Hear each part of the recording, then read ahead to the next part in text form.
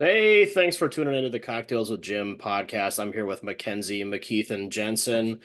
We're going to talk a little bit about what it's like getting a doctorate because she is working on her doctorate right now. Mackenzie and I know each other from grad school. We went to Northern State University together and got our Masters of Music Education. Go Wolves. I got Well, my cell phone holder here and all sorts of other I, fun Northern things. So what an awesome time that was in grad school. Of all the universities I've attended, Northern is by far my favorite. And I have to tell this story quick.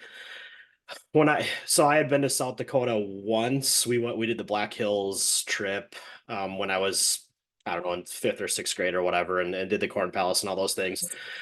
And so this was the only time I had been back since. And the first thing I did in Aberdeen was I went to one of the grocery stores because I needed supplies for the week or whatever. And I walked into the grocery store and there was a ginormous beer cave, liquor store, and all the rifle ammo was in the same area. And I was thinking, this is awesome. I feel right at home here. I and then not to mention you have all these fun little casinos where you can go and there's free snack bars and they have $1 drinks and I love Aberdeen. I want to go back so bad. yeah, come back for an alumni event or something. Or if I end up working there, I'll invite you for something, Hey, that would be cool. right? So, what possessed you to get going on your doctorate? There were there were a few factors. You probably remember from the time that we were together in Aberdeen, but I just in a positive light, I'm kind of a know-it-all. Like I want to learn all the things and have my hands on it and get to know how to do the things better. Um, and so I just figured I'm going to keep learning because even in my spare time, even if I'm not getting a degree, I'm constantly like on Google, I'm constantly reading research. Like I just like to learn things. So it just kind of turned into a, well, why don't you just do what you want to do? Um, Other things too is that I really, really want to have an impact on music education. And I think that that impact is really going to start with those that teach those that are going to teach. Um, and as many of us have probably experienced, and this is no hate towards any professor ever, but a lot of times those that are doing music education pedagogy have maybe a couple of years, if even that, in the classroom. And so they're teaching future music educators what they should and shouldn't be doing. And then we get into a classroom and we're like, whoa, I was not prepared for this, you know? Um, Yep. yeah. And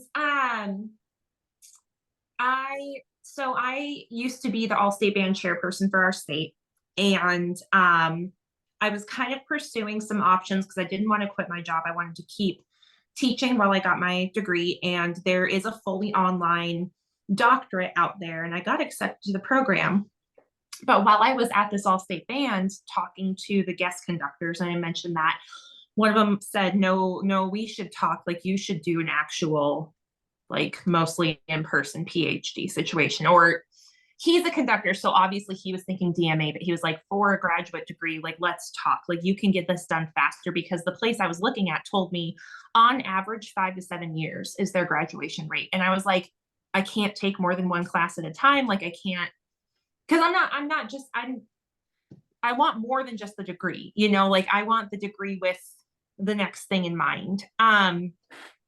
So when COVID hit, I turned down the other university.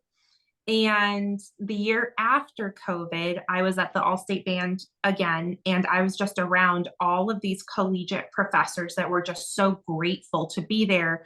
And we were able to safely make music using the aerosol guidelines and still hold some semblance of a South Dakota All State Band. And they were just so happy to be around each other and students, and so gracious. And two of the directors there that weekend are KU grads, and the professor that spoke to me at the All-State Band a few years prior was a KU professor. And I just, that weekend, so the end of March, I decided I'm going to apply to the University of Kansas and just see. So your degree is, for those that don't know, a DMA is a performance degree and a PhD is a research degree. Which one are you getting? I know you've told me, but it's escaped me. It's okay. I'm pursuing a PhD in music ed. There's a couple of reasons. I don't know if this is a question you have later, but I'll kind of explain. Go for it. No. So, generally speaking, music education professors are ones with PhDs. I'm not entirely certain why that is, but that's how universities hire it. It's a music education professor that does like the student teaching and the pedagogy courses and things like that generally. And that's how you get a PhD. I think there's one university that I found through extensive research that offers a performance degree in music education. So I think it's mostly pedagogy based. But otherwise, that's not the case. If you want to be like a conducting degree, you pursue a wind band DMA. Yep. So I want to do like the student teaching and the pedagogy and things like that with some conducting on the side if I can. So I'm actually pursuing a minor in wind conducting. Okay. So to your point, you said something that I 100% agree with. And again, I'm not trying to slight any university professor, but yes, college sets you up for the ideal situation. You're conducting your college band. The scenarios that you learn about are the ideal thing. The professors at times have not been in a public education classroom in a very long time. So that's one of the nice things when you get to your student teaching portion, you're actually working with somebody that's out there in the trenches. But I remember I just had this conversation with somebody not too long ago about teaching, and there's just so much that college can't prepare you for. They do their Yeah. best, but when you get in the real world, you are dealing with uniforms and fundraising and parents and organization and grading, and the list goes on. And you just have to kind of figure it out as you go and not be too proud to lean on other people that can help you. That's been a big thing too. It's just, I think most people want to help. So yeah, that it's definitely, that makes a lot of sense what you said about wanting to start and improve the field by working with those that teach it. That makes a lot of sense, and that's something I can definitely get on board with too. Yeah, and there is a specific professor at my university. She's fairly new to being an assistant professor, but she has many years in the public school system. She's also done middle school. She's been an assistant. She's been the one where they just say, "Oh, we need someone to teach orchestra. That's you now." So she is offering some very good insight to the undergraduates because it's fascinating to sit in that class because I think back to when I was in, they do like that secondary methods or like teaching instrumental music or whatever it's called. Mhm. And you're going to hear the professor's perspective, which of course, but one thing that my university does very well is that they have a teaching assistant as well as two professors in that classroom. They have an orchestral professor and then someone that did band specific and then a teaching assistant. And so that's three different perspectives that they are able to get. And they have a syllabus and they have an agenda, but if the kids have questions, the whole class will just stop and they will just talk about these what ifs, which I appreciate very much. Something else that's very cool too is before they get sent out on they call it internship instead of student teaching, which I find interesting. But before they get sent out on their internship during that first semester, they are required, I think it's Fridays from a certain time, they all go to a local high school and they are required to teach a portion of that high school lesson, like on the podium. And they get them on the podium. I want to even, so I teach a methods class and I'm even having them practice teaching each other and teaching others. And that's something that I haven't really noticed in other universities, or at least where I went to school. I didn't have as many opportunities to try and teach. And so It's I really like the way that they have it set up because every single year you're doing something. And then I think it's their junior year, they do something called band clinic. All of them are assigned a secondary instrument so that they're like fifth graders. And each of them gets like 15 to 20 minutes on the podium every class period to teach a, a song. And so it's, yeah, anyway. So it's just really, I'm glad it sucks being away from home because I am doing my year remote. And my husband has remained in our hometown because his job is wonderful and I refuse to let him leave his job. Um, so that part of it stinks. But That's one the thing part, I wanted to ask yeah, you a little bit about, and kudos to your husband for putting up with that, because that no, I'm oh, sure it has to be difficult. yeah. So we'll come back to that. Let's put a pin in it because I'm slightly ADHD, so I'll forget my next thought. Fair enough. But so grateful that I am experiencing something completely unlike anything I've experienced in South Dakota because our universities up here are wonderful. Um, I have never been to a D1 Big 12 R1 research school ever.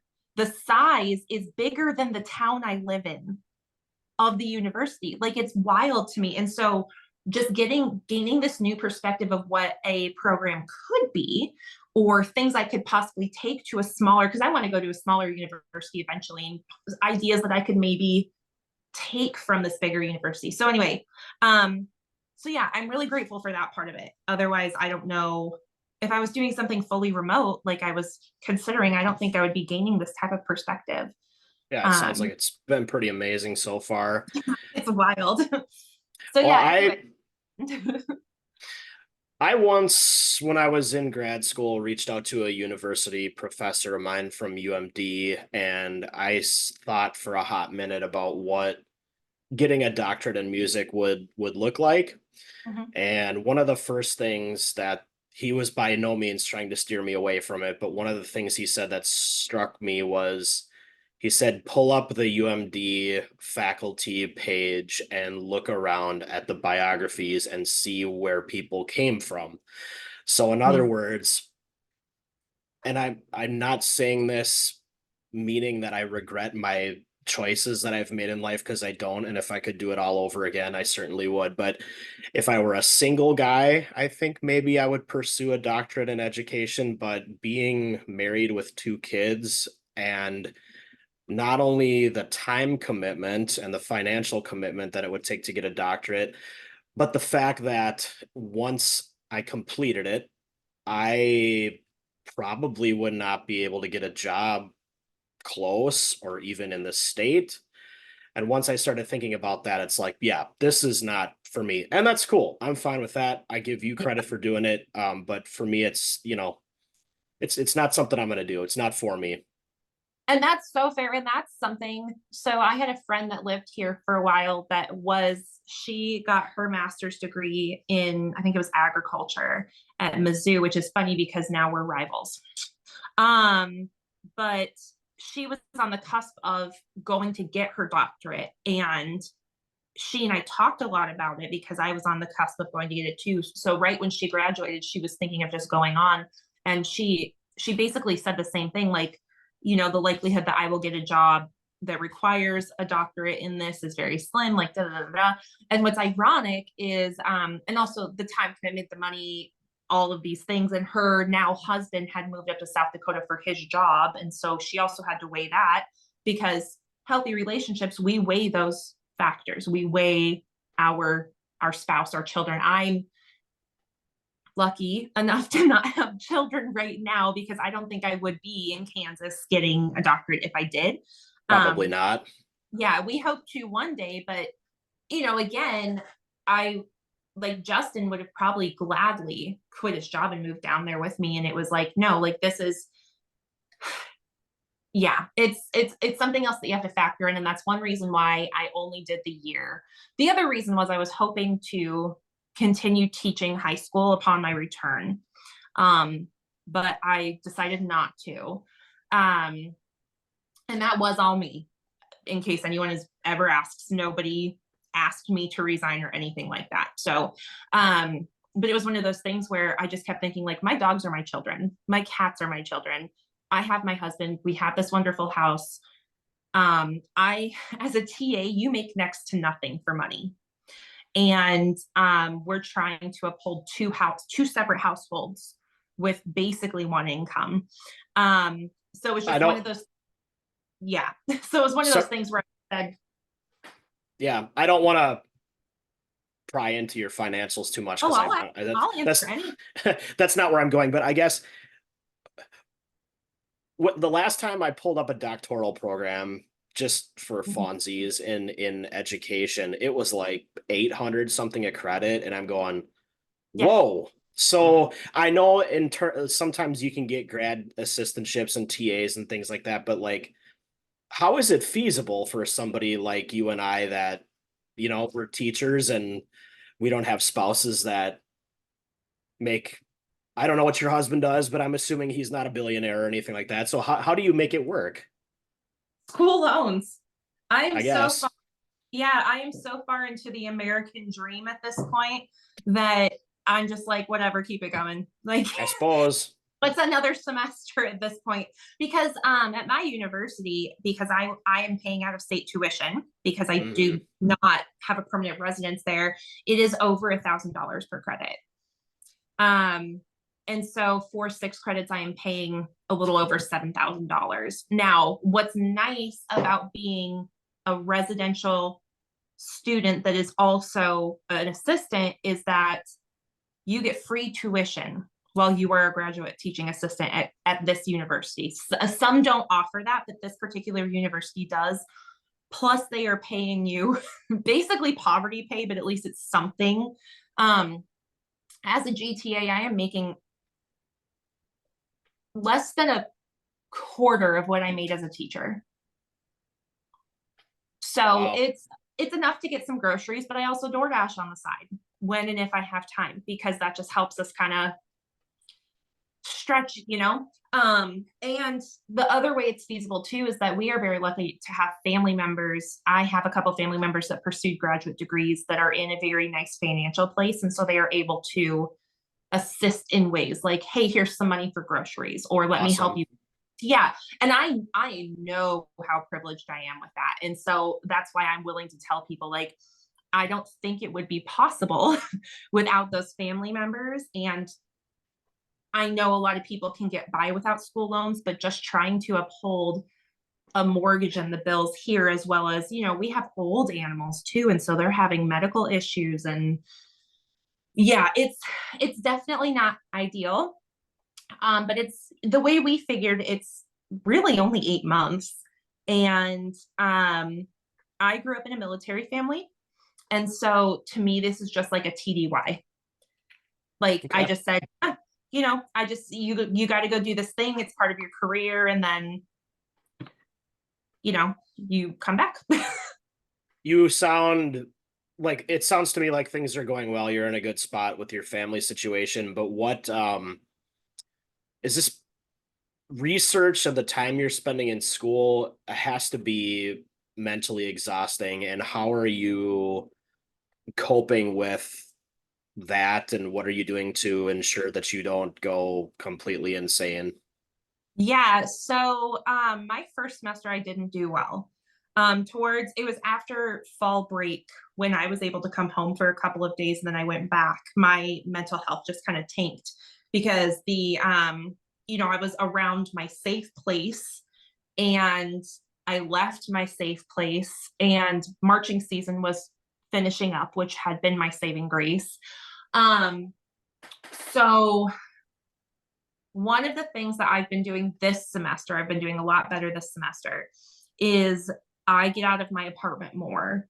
So in the fall semester, I tried to have my dog with me for a little bit, and that didn't work very well because then I was kind of isolated at home, making sure that he was okay when I could be in the library around my other doctoral friends, sitting in silence, but at least you're with people that are in a similar mindset. Um, so this semester I'm trying to spend more time around those people, creating those relationships. um I think the other thing that helps too is getting your time management down. So when you're a teacher, you're stuck to a schedule, right? Like you've got your 7:30 to 4 o'clock. You have to do these things at a certain time. And so I wasn't used to having that much time. So as a PhD, you may be in a class a day, but like that class is 2 hours long or something. And the rest of the time is supposed to be for reading and research. And the first semester, I was not good at managing my time with that.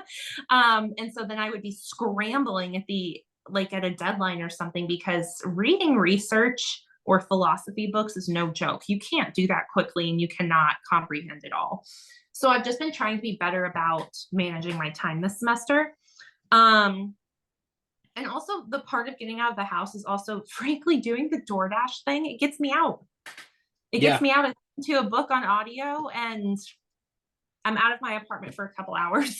And then I So come home feeling like I did something. it's a fun job. I'm sure I delivered pizza for a while. It was Yeah. between, it was like before I taught, and then the first year I taught, I also did it on the side, and it was fun. It's just a fun job where you in your car with your own music, and you're Yeah. not in the store too long, and so yeah, I definitely enjoyed that. Yeah. Getting to set your own schedule doesn't suck either. So Yeah, for sure. the other thing that's a big difference, though, I think, I will say one of the hardest parts of going to get a PhD in music ed is that if you are teaching, you will not be on the podium. And that was very difficult for me because I have been a band director for 9 years. Mhm. And teaching from the podium, conducting, making music with my students is one of my favorite things in the whole world. Yep. And um, we are lucky at our university because we can say we're getting this minor. And so they try really hard to give us time on the podium to conduct. But because there are DMAs and MMAs in conducting, they get priority, understandably. Yeah. But this semester, I am getting to work with the symphonic band and I am taking conducting lessons with two different professors because I was just like, I want to get as much as I can. And that's been very challenging in its own right. I didn't realize how difficult conducting at that level is. And like the lessons themselves are very daunting, but I have some wonderful teachers. But that's making a big difference too, because I was able to, in my head, go, okay, I'm going to be able to be on a podium and be around students and making music. So that's What one of those is, things you have to weigh, though, when you yeah. want to PhD or DMA, right? Because they just pluck you out of that and then there's no conducting. You're not, yeah. So that was really tough. That's why marching band was my saving grace because I was still around students making music, which kind of helped. But What is your, are you a piano player? What's your primary instrument? I'm a clarinetist and saxophone player. Oh, yes. Okay. Now I remember because did you have Dr. LaFave as a clarinet professor? Was, No, I didn't. Because I didn't do my undergrad at Northern. Um, but I just knew him. oh, got it. He's Okay. Got like it. of my husband's family because they're from the Aberdeen area. Got it. What I was going to ask is, are you able to participate in any of the ensembles there, or do you not have time for that? So when I said I was going to, a lot of the professors looked at me like I was crazy. But Mm, in my head, I kept saying, I have so much time. I have so much open time compared to when I was teaching, right? So I joined our university orchestra, which just meets once a week. And I basically did it because my friend conducts and I said they had like no wins to start. And so I was like, hey, I can cover parts as you need. Like you need a clarinetist, great, call me. You need a horn player, great, call me because that's my tertiary. Um, and so I kind of joined that. This semester, I'm still doing the university orchestra. We were hoping that I would get podium time because I am taking lessons with the conductor, like the guy that's in charge of all of it. That didn't work out, and that's fine. But now they have a full brass and wind section, which is amazing. And so I'm over here kind of like, I've missed more rehearsals this semester because I've realized how much time I need to spend reading and writing. got it. That's one of the So, things I miss the most from undergrad. You know, you oh, get to such yeah. a high level of playing, and then it's kind of gone. And I'm fortunate there's a community wind ensemble in Mankato, Mm. and it's made up of a lot of really good players, like current and former band directors. And I did that for a while, so there is high level playing available, but it's a time thing. I'm at the point now where we're running our kids somewhere 2, 3 days a week for their different activities and things. And so driving 45 minutes and going to a rehearsal is just, there's not time for it. I'd love to do it, but it's just not feasible. But that part's hard when you leave college. You're probably going to be sitting in one of the best ensembles playing wise, and then that's just gone. And that is stressful for sure. It's hard. There's a couple of things to consider there too. So I remember sobbing when I had my last rehearsal in college because I knew that was it, right? Hmm. Um, and I just sat outside and listened to them practicing for graduation and just cried. Um, at the university I'm at, there are performance majors, and those performance majors are usually the ones that get in the top ensemble. And I thought about auditioning and just wanting to be in like the second ensemble, which I would have been fine with because I know most of those students through teaching, TAing, marching band, things like that. But then I started thinking I could be taking a spot from somebody. They would be then pushed into it's not a bad ensemble, but it's like our college community ensemble. Hmm. And again, that's, oh, I'm that good, whatever. Um, but then I was also thinking of the time commitment, 3 days a week for 2 hours. And that's a lot when you're a PhD and also it's not just being a PhD. I think things to consider is that I am in my last semester of coursework. I will be all but dissertation at the end of this month, hopefully. So my semester is so much more reading, studying, and finalizing papers. It's not just finishing a paper for a class. We have to do 3 massive research projects that could possibly be put up for publication and defend those before we can start our dissertation. And that is on your own time. So it's just kind of like, yeah, realizing that caused me to not audition. I was part of this group called the Crossroads Wind Symphony. And it's kind of like what you were describing, where it's like band directors, student teachers, professionals, and it's under the baton of the former director of bands at Kansas. And so I did a couple of performances with them, but then it turned into, again, a time commitment thing. And my mental health was tanking, and I just said, because it was also an hour drive to get to rehearsals. And so it was Oh just kind of yeah. like, yeah, I was just kind of like, with all due respect, no. Like, I enjoyed it. I got to play some music that I never thought I would get to play in my life, which was wonderful because this person has a very different musical ideal than my collegiate professors did.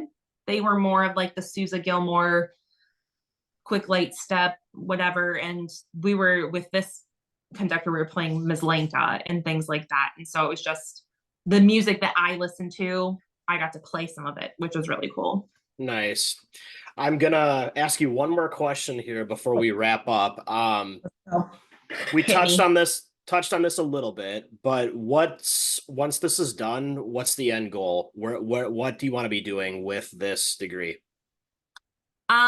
Preferably, I would like to be at a school similar to Northern, actually. So I'm not looking for a large school. I want to go somewhere that specializes in teaching. So even a school that started as a normal school, which Northern did, they started as the Northern Normal School where they focused on teaching teachers.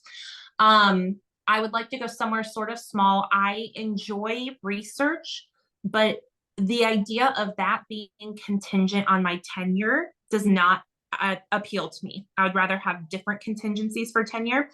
I would like to be somewhere where I am working with the future music educators, but also working with the athletic bands and or like their college community group, and have the opportunity to go speak at conferences and be guest speakers for lectures, and maybe even go conduct an honor ensemble here and there. Cool. Yeah, that's kind of what I think would be my ideal situation. Awesome. Well, hey, it was so good catching up with you here. Best of luck. I noticed your shirt, by the way. Nice. I bought oh, I can't remember the name of the store, but there was some it was like some trading post, some Western type stuff. I'm like, I'm gonna get the most like touristy looking shirt I can find. So yes, shout out to Northern State University again. If you're out there, yeah, if you're out there watching this and you are looking for a place to go to undergrad or get your master's in music education, do it. There's so many of us that went to UMD that also went to Northern, and I think I was the first one from the state of Minnesota to go. But Woo! yeah, what a beautiful campus, and I can't say enough Oh, good things about it. I'm not being paid by the university or anything. I truly just really I love Northern. All right, hey, thanks so much for doing this. Take care of yourself, and best of luck finishing everything up here. We'll be hearing from you in the future, I'm certain. I sure hope so. Thanks for the invite. It was fun to chat with you. Absolutely. We'll talk again soon, all right? Bye. Bye.